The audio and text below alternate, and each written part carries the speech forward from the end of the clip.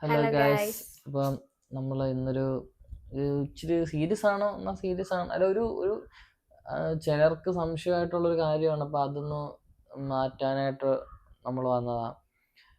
എന്താന്ന് വെച്ചാൽ കുറേ പേര് ചോദിക്കുന്നുണ്ടായിരുന്നു. നീ പറ.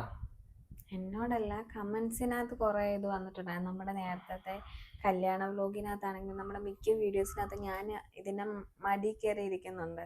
അപ്പം കാലിൽ ഇങ്ങനെ ഇരിക്കുന്നതുകൊണ്ട് പ്രശ്നമില്ലേ, അങ്ങനെ കാലിൽ ഇരിക്കരുത് അങ്ങനെയൊക്കെ പറഞ്ഞുകൊണ്ടുള്ള കുറേ കമൻസ് വന്നിട്ടുണ്ടായിരുന്നു. നന്നായിട്ട് പറഞ്ഞിട്ടുള്ളവരും ഉണ്ട്, നമുക്ക് ഇച്ചിരി ഹേർട്ടായിട്ട് പറഞ്ഞിട്ടുള്ളവരും ഉണ്ട്. അപ്പം അത് സത്യം പറഞ്ഞ പ്രശ്നമൊന്നുമില്ല. എന്നുവെച്ചാൽ എനിക്ക് തൈ സപ്പോർട്ടുണ്ട്. തൈ സപ്പോർട്ടുള്ള സമയത്ത് അവളങ്ങനെ ഇരിക്കാറുള്ളൂ. എനിക്ക് വീൽ ചെയർ ആണെങ്കിൽ പോലും തൈ സപ്പോർട്ട് ഉണ്ടെങ്കിലേ ഞാൻ ഇരിക്കാറുള്ളൂ. എൻ്റെ കംഫർട്ടോടെ നോക്കിയേ ഞാൻ അവളെ ഇരുത്താറുള്ളൂ. എന്നുവെച്ചാൽ ഇങ്ങനൊരു സിറ്റുവേഷൻ ആയതുകൊണ്ട് എനിക്ക് തൈ സപ്പോർട്ട് ഇല്ലാണ്ട് മടിയിൽ ഇരുത്തുവാണെങ്കിൽ എന്ത് സംഭവിക്കുമെന്നൊന്നും പറയാൻ പറ്റത്തില്ല. അപ്പോൾ തൈ സപ്പോർട്ട് ഉണ്ടായിട്ട് അങ്ങനെ ഒരു രീതിയിൽ ഞാൻ അവളെ ഇരുത്താറുള്ളൂ മടിയിൽ. അതിപ്പോൾ കാറിൽ ട്രാവൽ ചെയ്യുമ്പോൾ കാറിൽ നല്ല തൈ സപ്പോർട്ട് ഉണ്ടായിരുന്നു. ഓൾറെഡി ഞാൻ എൻ്റെ കംഫർട്ടായിട്ട് ഇരുന്നത്. അപ്പോൾ തൈ സപ്പോർട്ട് ഉള്ളതുകൊണ്ട് എനിക്ക് അങ്ങനെ പ്രശ്നം വരത്തില്ല. പിന്നെ എന്ത് കുഴപ്പമുണ്ടെങ്കിൽ ഞാനും ഇരിക്കത്തില്ലല്ലോ. കുഴപ്പമുണ്ടെങ്കിൽ അവളും ഇരിക്കത്തില്ല. പിന്നെ ഇതൊരു ഞാൻ ഇരുന്നില്ലെങ്കിലും എന്നെ പിടിച്ചിരുത്തുന്നതും അതെ, അവനാണ്. എല്ലാ പാർട്ട്നേഴ്സിൻ്റെ ഒരു സന്തോഷമല്ലേ മടിയിലിരുത്തുക എന്നൊക്കെ ഉള്ളത്. എന്താന്ന് വെച്ചാൽ ഞങ്ങൾ ഇതിനു മുന്നേ ബസ്സിൽ പോകുമ്പോഴാണേലും അതുപോലെ ട്രെയിനിൽ പോകുമ്പോഴാണേലും അവൾ എൻ്റെ മടിയിലിരുന്നിട്ടുണ്ട്. ഞാൻ എനിക്ക് ഒത്തിരി വെയിറ്റ് ഒന്നും ഇല്ല, ഞാൻ എല്ലാവരുടെയും മടിയിലായിരിക്കുന്നത്. അതെ, എല്ലാവരുടെയും മടിയിലായിരിക്കുന്നത്. അപ്പം അങ്ങനെ അത് പ്രശ്നമൊന്നുമില്ല. ഇപ്പം ഇരുന്നാൽ തന്നെ കുറച്ച് എനിക്ക് എൻ്റെ കാലിൻ്റെ ഉപ്പൂറ്റിട്ട് അവിടെ ഇച്ചിരി സ്പാസിറ്റി കൂടുതലുണ്ട്. അപ്പോൾ ഇച്ചിരി സ്ട്രെച്ചിങ് കൂടുതലത്തേ ഉള്ളൂ. അപ്പോൾ അതെനിക്ക് നല്ലതാ. അല്ലാണ്ട് ഞാൻ എൻ്റെ സൈഡിലായിട്ട് ഈ മൂലയ്ക്കായിട്ട് അങ്ങനെ ഇരുത്താറില്ല. ഇപ്പോൾ കഴിഞ്ഞ ഞങ്ങൾ മറ്റേ മഴക്കോട്ടൊക്കെ ഇട്ടുള്ള ആ ഷോർട്സിലാണെങ്കിൽ പോലും അവളങ്ങനെ എൻ്റെ മടിയിൽ അങ്ങനെ ഇരിക്കുന്നില്ല. സത്യം ആ വീഡിയോത്തിൽ അങ്ങനെ ഇരിക്കുന്നില്ല. ചുമ്മാ അവളിങ്ങനെ ഇരിക്കുന്ന പോലെ കാണിക്കുന്നതേ ഉള്ളൂ. അതുകൊണ്ട് ഇടയ്ക്ക് വീഴാൻ പോകുന്ന വല്ല സാധനമൊക്കെ ഉണ്ട് അതിൻ്റെ അകത്ത്. ഇപ്പം അങ്ങനെ അത് ഒന്നുമില്ല, ആ ഒരു പ്രശ്നമില്ല. മടിയിലിരിക്കുന്നതുകൊണ്ട് എനിക്കങ്ങനെ പ്രശ്നമൊന്നുമില്ല. ഒരു സൈഡ് നോക്കുവാണെങ്കിൽ നല്ലതാണ്. പക്ഷെ തൈ സപ്പോർട്ട് ഇല്ലാന്നാണെങ്കിൽ നല്ലതുമല്ല.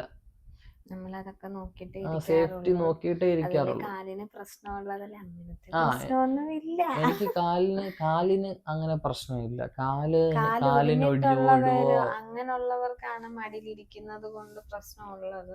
കാലൊടിവ് പൊട്ടൽ അങ്ങനെയൊക്കെ ഉണ്ടെങ്കിലാണ് പ്രശ്നം. എനിക്ക് കാലിന് ഒരു പ്രശ്നമില്ല. എനിക്ക് ഇവിടെ ഈ നട്ടലിൻ്റെ ഇവിടെയൊക്കെ സ്കാപ്പുല അങ്ങനെ ഈ ഭാഗത്തൊക്കെ ആയിട്ടായിരുന്നു പ്രശ്നം മൊത്തം. അപ്പോൾ കാലിനൊന്നും ഒരു പ്രശ്നമൊന്നുമില്ല. അപ്പോൾ അത് ആ ഒരു വയസ്സിലും എനിക്ക് അങ്ങനെ കുഴപ്പമൊന്നുമില്ല. അപ്പോൾ അത്ര സെൻസേഷൻ ഇല്ല എന്നും പറഞ്ഞ മടിയിലിരിക്കുന്നതുകൊണ്ട് കുഴപ്പമൊന്നുമില്ല ഇല്ലല്ലോ.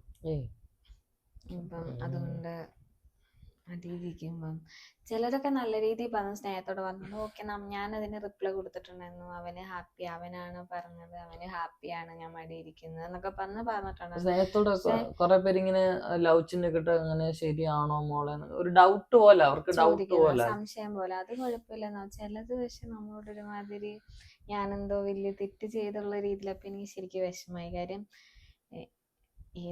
ഞാൻ നേരത്തെ പറഞ്ഞിട്ടുണ്ട്, നമ്മളിത് റിലേഷൻഷിപ്പ് ആയി കഴിഞ്ഞിട്ട് ഇങ്ങനെ ആയതാണ്. അപ്പം നമുക്ക് മുന്നേ നമ്മൾ മടി ഇരുന്നിട്ടുണ്ട്.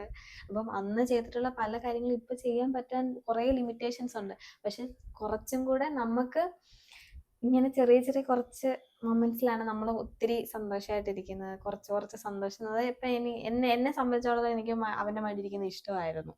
പണ്ടും ഇഷ്ടമാണ്, ഇപ്പോഴും ഇഷ്ടമാണ്. എത്ര നാൾ ഇങ്ങനെ സന്തോഷിച്ച് പോകാൻ പറ്റും എന്നൊന്നും പറയാനൊന്നും പറ്റത്തൊന്നുമില്ല. അപ്പോൾ ഉള്ള സമയം നമ്മൾ സന്തോഷിച്ച് പോകാന്നുള്ളത് അത്രേ ഉള്ളൂ. പിന്നെ ഒരു കമന്റ്സ് അത് നേരത്തെ വന്നിട്ടുണ്ട്. അതായത് ഞങ്ങൾ മഴവിൽ മനോരമയ്ക്കകത്ത് വന്ന സമയത്ത്, ആ സമയത്ത് നമുക്ക് ഫേസ്ബുക്ക് ഇല്ല. ആ സമയത്ത് ഫേസ്ബുക്കിനകത്ത് ഒരു കമന്റ് വന്നിട്ട് അത് റിയാക്ട് ചെയ്ത് നമ്മൾ അത് കണ്ടിട്ടുണ്ട്. എന്നിട്ട് നമ്മളത് മൈൻഡ് ചെയ്തിട്ട് നമ്മളത് മൈൻഡ് ചെയ്യേണ്ട കാര്യമില്ല. ആ സമയത്ത് ഇപ്പോഴും മൈൻഡ് ചെയ്യേണ്ട കാര്യമില്ല. പക്ഷെ അത് സംശയം എന്നുള്ള രീതിയിൽ ക്ലിയർ ആക്കാൻ വേണ്ടിയിലാണ് നമ്മൾ പറയുന്നത്, ജസ്റ്റ് പറയാനെന്നുള്ള രീതിയുള്ളൂ. കഴിഞ്ഞ ദിവസത്തെ റെയിൻ്റെ വീഡിയോയ്ക്കകത്ത് അടിയിൽ ഒരു കമന്റ് വന്നിട്ടുണ്ടായിരുന്നു, കുട്ടികൾ ഉണ്ടാകുമോ എന്ന് ചോദിച്ചിട്ട്. അതിൻ്റെ ഇടയിൽ സത്യം പറഞ്ഞാൽ അങ്ങനെ ഒരു കമന്റിന്റെ ആവശ്യകതയേ ഇല്ല. അത് മാത്രമല്ല, ഞങ്ങൾ കല്യാണം കഴിഞ്ഞിട്ടില്ല, ഞങ്ങൾ രണ്ടിനും കല്യാണം കഴിഞ്ഞിട്ടില്ല. ഞങ്ങളിപ്പോൾ കുട്ടികളെ പറ്റി ചിന്തിക്കേണ്ട സമയമായിട്ടില്ല. അത് മാത്രമല്ല, ഈ പ്രേമത്തിന്റെ ഇടയിൽ കുഞ്ഞുങ്ങൾ വേണോ കുട്ടികൾ വേണോ, കുട്ടികൾ ഉണ്ടായാലേ സ്നേഹിക്കാൻ പറ്റുള്ളൂ എന്നുള്ള സാധനമൊന്നും ഇല്ല. അതെ, അത് വേറൊരു പോയിന്റ്. പിന്നെ ഞാൻ കുട്ടികളിൽ ഉണ്ടാകില്ല എന്ന് സ്പൈനൽ കോഡ് ഇഞ്ചറി പേഷ്യൻസിന് കുട്ടികൾ ഉണ്ടായിട്ട് ആരും കണ്ടിട്ടില്ലേ? കുട്ടികൾ ഉണ്ടാകാൻ അത്ര നമുക്ക് അതെ, അത് മിക്ക സ്പൈനൽ കോഡ് ഇഞ്ചറി പേഷ്യൻസിന് നോക്കിയാൽ മതി, കുട്ടികളൊക്കെ ഉണ്ട്.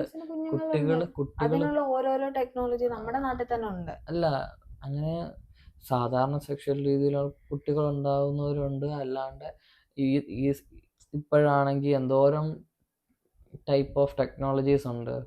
സയന്റിഫിക്കലി കുറേ സംഭവങ്ങളുണ്ട്, കുറേ സംഭവങ്ങളുണ്ട് കുഞ്ഞുങ്ങളൊക്കെ ഉണ്ടാകും. അത് മാത്രമല്ല, ഞങ്ങൾ രണ്ടുപേരും, എന്റെ ബേബി അവനും അവന്റെ ബേബി ഞാനും അല്ലേ, ഞങ്ങളുടെ അല്ലേ. അപ്പം അത് മാത്രല്ല, നമുക്കത് ശരിക്കും വിഷമാകും. ഫസ്റ്റ് കണ്ടപ്പോഴേ അത് നമ്മളൊന്ന് ശ്രദ്ധിച്ചിട്ട്, നമ്മളിപ്പോ അതിനെ ആലോചിക്കേണ്ട കാര്യമല്ലല്ലോ. നമ്മൾ രണ്ടുപേരും സ്നേഹിച്ചോണ്ടിരിക്കുകയാണ്. ഇപ്പം അതെ, ഞാൻ എന്റെ കുഞ്ഞിനെ പോലെയല്ല എന്റെ പൊന്നിനെ കുഞ്ഞു. അങ്ങനെ. അപ്പൊ അവനും അതുപോലാണ് എന്നെ നോക്കുന്നത്. അപ്പൊ പിന്നെ നമ്മള് കുഞ്ഞുങ്ങളുടെ കാര്യം ഇപ്പഴേ ആലോചിക്കേണ്ട കാര്യമില്ലല്ലോ. കല്യാണത്തിന് ശേഷവും കുട്ടികളില്ലാത്തതായിട്ടുള്ള എത്ര പേരുണ്ട്, അവര് ജീവിക്കുന്നില്ലേ? കുട്ടികൾ ഉണ്ടെങ്കിലേ ജീവിക്കാൻ പറ്റുള്ളൂ അങ്ങനെയുള്ള സംഭവങ്ങളൊന്നുമില്ല. നമ്മൾ ജീവിക്കുന്നിടത്തോളം കാലം സന്തോഷമായിട്ടും സമാധാനപരമായിട്ടും ജീവിക്കുക എന്നുള്ളതേ ഉള്ളൂ, സ്നേഹമായിട്ടും അല്ലേ. അതിനകത്ത് ഇങ്ങനൊരു വേറെ ഡൗട്ട്സ് വല്ലതും ഉണ്ടായിരുന്നു? ഫിസിയോതെറാപ്പി ചെയ്യുന്നുണ്ടോ? ഫിസിയോതെറാപ്പി ചെയ്യുന്നുണ്ട്. ചില സാഹചര്യങ്ങളിൽ നമുക്ക് ചില ദിവസം ഫിസിയോതെറാപ്പി ചെയ്യാൻ പറ്റത്തില്ല, സ്പാസസിറ്റി കൂടുന്ന ദിവസങ്ങളിൽ, അങ്ങനെയൊക്കെയുള്ള സമയത്ത്. അപ്പം ഈ 2 ക്വസ്റ്റ്യൻസ് ആണ്, കുട്ടികൾ ഉണ്ടാകുമോ,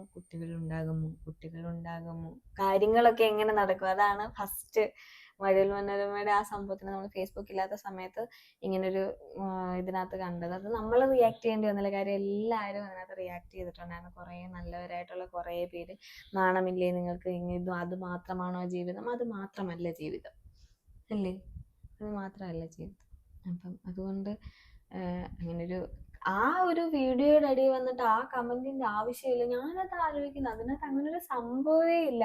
അപ്പൊ അതിന്റെ അടിയിൽ വന്നിട്ട് ഞാൻ സത്യത്തിൽ ഫേസ്ബുക്കിലെ കമന്റ്സ് ഒന്നും നോക്കത്തില്ല. കാര്യം നമുക്ക് കൂടുതലും അങ്ങനെയുള്ള നമുക്ക് ഹേർട്ട് ആകുന്നുള്ള രീതിയിലുള്ള കമന്റ്സ് ഒക്കെ വരുന്നത് ഫേസ്ബുക്കിനകത്താണ്. അതുകൊണ്ട് നമ്മൾ ഫേസ്ബുക്ക് അധികം യൂസ് ചെയ്യാറില്ല.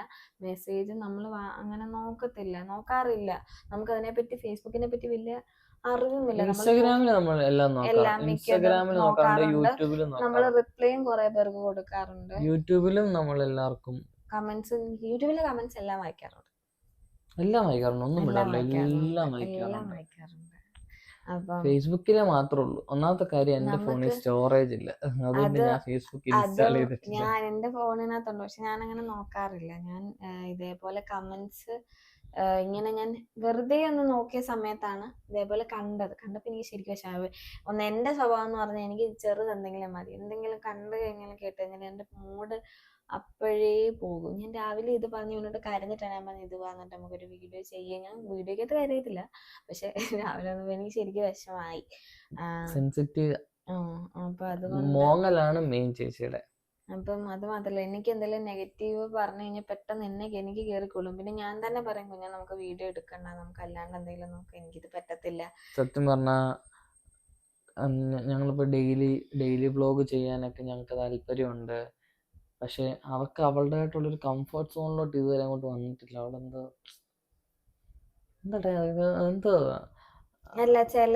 ചിലര് പറയാ പല്ല് കൊള്ളത്തില്ല, പല്ലിന് മതി ചെയ്തൂടെ, അപ്പൊ അവൾക്ക് അവള് ഭയങ്കര ഒരു ഇതാവും.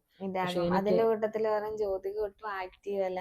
ഞാനിപ്പോ പറയാം, ഇപ്പൊ നമ്മളൊരു വീഡിയോ എടുക്കുന്നതിന്റെ വീഡിയോ മാത്രമേ എല്ലാരും കാണുള്ളൂ. അതിന്റെ പുറകിലും കുറേ കാര്യങ്ങൾ നടക്കുന്നുണ്ട്. ചിലപ്പം യൂറിൻ എടുക്കേണ്ടി വരും, യൂറിൻ എടുക്കാനായിട്ടുള്ള സാധനം കൂടി അതിനകത്ത് കയറി വരും, തിരിച്ചു പോകും. അതിന്റെ ഇടയ്ക്ക് ഈ വീഡിയോ എടുക്കുന്ന സാമഗ്രികളെല്ലാം കൊണ്ട് അങ്ങോട്ട് പോകും, തിരിച്ചു വരും. ഇങ്ങനെ കുറേ സംഭവങ്ങളുണ്ട്. അതൊന്നും നമ്മൾ സത്യം പറഞ്ഞാൽ വീഡിയോക്കകത്ത് കാണിക്കത്തില്ല. അതെല്ലാം കഴിഞ്ഞ് നമ്മൾ ഒരു ദിവസത്തെ ഒരു ഡേ ഇൻ മൈ ലൈഫിനകത്ത് എനിക്ക് തീരെ വയ്യ. അന്ന് എനിക്ക് ഒട്ടും വയ്യ. അതിന്റെ ഇടയിൽ മൊത്തം നെഗറ്റീവ് കമന്റ്സ് ആയിരുന്നു. ജ്യോതിക എന്തോട്ടും ആക്റ്റീവ് അല്ലാത്തത്. എന്റെ ദൈവമേ, എനിക്ക് ഒട്ടും വയ്യ. ഞാൻ എപ്പോഴും കുറച്ചെങ്കിലും ഒക്കെ ചിരിച്ച് നിൽക്കുവാണ്. എനിക്ക് ഒട്ടും വയ്യ. ഞാനിങ്ങനെ ഇവനെ ഇങ്ങനെ നിർത്തിയിട്ട് പുതച്ചുമൂടി എന്റെ ജീവിതത്തിൽ ഞാൻ ഇന്നേ വരെ കിടന്നിട്ടില്ല. ഞാനന്ന് ഇവിടെ കിടക്കും. എനിക്ക് ഒട്ടും വയ്യ. ദേഹത്തെല്ലാം ചൂട്. വൈകുന്നേരം രാത്രി ആയപ്പോഴാണ് ഇവന് വരെ മനസ്സിലായത് എനിക്ക് ശരിക്കും വയ്യാന്നുള്ളത്. അത് കഴിഞ്ഞിട്ട് അത് ആ വ്ലോഗ് കഴിഞ്ഞിട്ട് എന്നെ പേഴ്സണലി അറിയാവുന്ന എൻ്റെ ഒരു ഫ്രണ്ടും എൻ്റെ വീട്ടിലുള്ളവരൊക്കെ കണ്ടപ്പോ തന്നെ ആ ഫ്രണ്ട് എൻ്റെ കൂട്ടുകാരിയാണ് അഖില എന്ന് പറയാം. അവൾ എന്നെ വിളിച്ചിട്ട് എന്തായിട്ട് നിനക്ക് ഒട്ടും വയ്യായിരുന്നു. കാര്യം നമ്മളെ അറിയാവുന്നവർക്ക് പെട്ടെന്ന് മനസ്സിലാകും. പക്ഷെ അല്ലാത്തൊരു അതിനകത്ത് എനിക്ക് ശരിക്കും അത് കഴിഞ്ഞിട്ട് പിന്നെ ഞാൻ പറഞ്ഞതാ നമുക്ക് ഡെയിലി വ്ലോഗ് എടുക്കണേ, എനിക്ക് വയ്യ ഇങ്ങനെ. ഇതൊക്കെ ചെറിയ ചെറിയ നെഗറ്റീവ് കമന്റ്സ് മതി. ഭയങ്കര അത് മാത്രല്ല ഇങ്ങനെ ഓവറായിട്ട് സംസാരിക്കുന്ന എന്തെങ്കിലും കാര്യം പറയുമ്പോ അപ്പൊ പിന്നെ ഞാൻ തന്നെ അങ്ങ് ഒതുങ്ങും. കഴിഞ്ഞ മറ്റേ ഈ വ്ലോഗിൽ നോക്കിയാൽ മതി. പുള്ളിക്കാരി ഭയങ്കര കംഫർട്ട് സോൺ ഉണ്ടായിരുന്നു. അവിടെ നന്നായിട്ട് വ്ലോഗ് ഒക്കെ എടുത്ത് മറ്റേ ചേട്ടനെ പെണ്ണ് കാണാൻ പോകുന്ന ഒരു വീഡിയോ നമ്മൾ ഇട്ടിട്ടുണ്ടായിരുന്നു. നോക്കിയാൽ മതി, കാണാൻ നല്ല രസമാണ് വ്ലോഗ്. അതുപോലെ അതിന് മുന്നിട്ട് വീഡിയോ ഏതായിരുന്നു, നമ്മുടെ ഷൂട്ട്. നമുക്കെന്ന് പറഞ്ഞു കഴിഞ്ഞാൽ ഒത്തിരി പ്രശ്നങ്ങളുണ്ട്. പ്രശ്നത്തിന്റെ ഇടയ്ക്കാണ് നമ്മൾ വീഡിയോ എടുക്കുന്നത്. ഇവൻ പിന്നെയും ഓക്കെ ആയിട്ട് വീഡിയോയ്ക്കകത്ത് നിൽക്കും. പക്ഷെ എനിക്ക് പെട്ടെന്ന് ഇങ്ങനെ ചേഞ്ച് ആയിട്ട് അങ്ങനെ നിൽക്കാൻ ഭയങ്കര ബുദ്ധിമുട്ടാണ്. എൻ്റെ ഒരു രാവിലെ ഏതായിരിക്കും മൂഡ് അത് തന്നെ ആയിരിക്കും. ചിലപ്പം അല്ലേ അതിനെക്കാട്ടും മോശമായിരിക്കും. അങ്ങനെയൊക്കെയുള്ള കുറെ പ്രശ്നങ്ങളുണ്ട്. എനിക്ക് വീഡിയോ എടുക്കാൻ അങ്ങനെ കുഴപ്പമൊന്നുമില്ല. എനിക്ക് അങ്ങനെ അവന്റെ മൂഡ് ഒട്ടും കൊള്ളത്തില്ലെങ്കിൽ പോലും ചിലപ്പോ ക്യാമറ വരുമ്പോ അവൻ ഓക്കെ ഹാപ്പി ആയിട്ട് സംസാരിക്കുക. പക്ഷെ എനിക്കത് പറ്റത്തില്ല. എന്റെ മുഖത്തറിയാം ഞാൻ എന്റെ മൂഡ് എങ്ങനെയാണെന്നുള്ളത്. അതുകൊണ്ടത് വലിയൊരു പ്രശ്നമാണ്. അപ്പം നല്ല രീതിയിലാണെന്നുണ്ടെങ്കിൽ നമ്മുടെ ആയിട്ടുള്ള എല്ലാ സംശയവും നമ്മൾ തന്നെ പറയും. നമുക്കത് സന്തോഷമുള്ളൂ. കാര്യം സത്യം പറഞ്ഞാൽ നമ്മള് കമന്റ് റിയാക്ഷൻ അങ്ങനൊന്നും അല്ല. നമ്മള് കുറച്ചുപേരെ ഡൗട്ട് ക്ലിയർ ചെയ്യാം, അങ്ങനെ അത്രേ ഉള്ളൂ. ഇനി ഇതിപ്പോ പറഞ്ഞു കഴിഞ്ഞാലും പിന്നെ ചോദിക്കാൻ അറിയാം, അറിയുമെന്നും അറിയാം. ഒന്നുകൂടെ പറയാം, ഞങ്ങളുടെ കല്യാണം കഴിഞ്ഞിട്ടില്ല. ഇപ്പൊ നമ്മുടെ ഇതിന്റെ ടൈറ്റിലും എല്ലാം കൊടുക്കേണ്ടി വരും എല്ലാത്തിനും. നിങ്ങളുടെ കല്യാണം കഴിയാൻ കുറെ കമന്റ്സ് ഉണ്ട്. കല്യാണം പിന്നെയും പറയാം ഇതുപോലെ കല്യാണം കഴിയാതെ എന്തിനാ ഇവളെപ്പോഴും അവിടെ പോയി നിക്കുന്നത്? എന്തിനാ അവളവിടെ പോയി നിക്കുന്നത്? ഇവക്ക് ജോലിയൊന്നുമില്ലേ? അവൾ എന്നെ നോക്കുന്നുണ്ട്. അതുവരെ that's all guys. അത്രയ്ക്കുള്ളൂ. ബൈ.